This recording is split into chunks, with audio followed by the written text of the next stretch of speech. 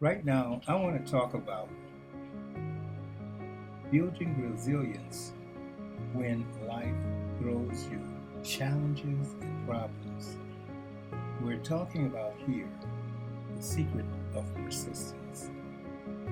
Okay, so you're thinking about quitting, are you? You're thinking about giving up. I get it. You're tired. You don't see any results.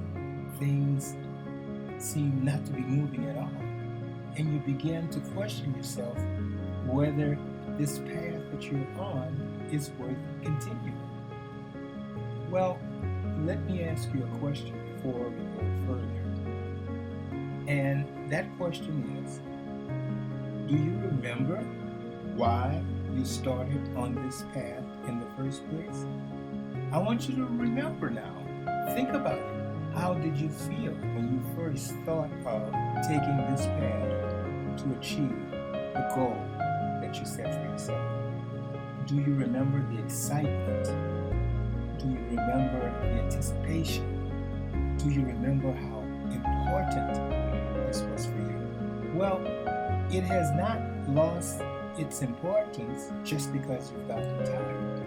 You just have forgotten why this is so important to you. So I ask you before we go any further, remember why you started on this path in the first place. And number two, what I want you to do to help you get out of this funk, to help you get out of this rut of not wanting to continue or not wanting to move forward, you have to begin immediately to ask yourself power questions. This is something that can revolutionize your thinking in an instant. Let me see if I can explain this to you. First of all, let me explain what a victim question is, which is the opposite of a power question. A victim question would be when you see things not going as you would wish, you would say, why is this happening to me? Why me? That's an example of victim questions. I am asking you to open your mind to power questions. The power question in this particular case would not be why me or why is this happening to me, but the power question that would lead you to the right answer is, what is this trying to teach me? What is this trying to teach me? You immediately will feel a shift of energy from the negative to the positive. You see, the degree of a person's intelligence is not measured by whether or not they immediately know the answer, but rather the degree of intelligence in the question that they ask themselves that will inevitably lead to the right answer. So the right question is much more important than knowing the right answer, because the right question indicates that you will have the right answer.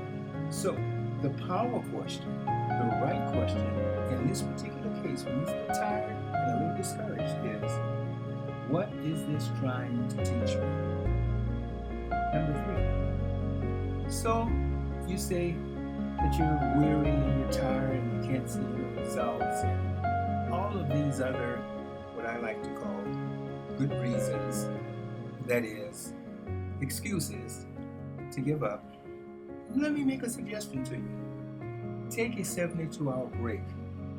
Yes, just take a break from everything.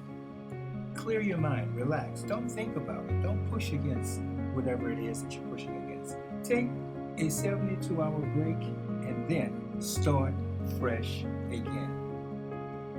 Number four, I want you to remember, go back in your life and remember a crisis situation where you swore that you were not going to get out of that situation. There was no possible way that you could see yourself getting out of that particular situation that you found yourself in. All of us have gone through these type of situations where we knew that this was the end, where we knew that we were not going to make it through this particular crisis.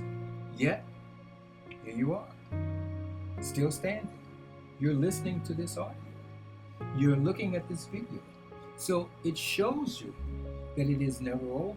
And it shows you that you have the strength and the ability and the wherewithal to go through any crisis, even those crises where you swear that you can never get over. Number 5, we need to understand the real purpose of a challenge or an obstacle or a so-called problem. A problem is not meant to break you. A problem is meant to build you. You see, without problems, challenges to overcome, you never have the opportunity to develop yourself. Think about it this way. Problems and challenges are life's resistance training that allows you to be able to use these problems, challenges, and setbacks to strengthen yourself to become a bolder, more resilient, and more powerful person. These challenges is tantamount to life's resistance training in the same way that you would go to the gym and bench press heavier, and heavier weights. You stress your body so that you force it to grow. Likewise, problems come into your life not to break you, but to build you. You need problems. You need life's resistance training in order to build a bigger, better, stronger, more powerful, and more resilient you. Problems are necessary for this. You cannot build yourself to become stronger through comfort. Number 6, remind yourself that 95% of the population quit too soon, and that only the 5% get up from the dust, brush themselves off, and start all over again. You have to decide right now which group you choose to belong to and remain in this group until when.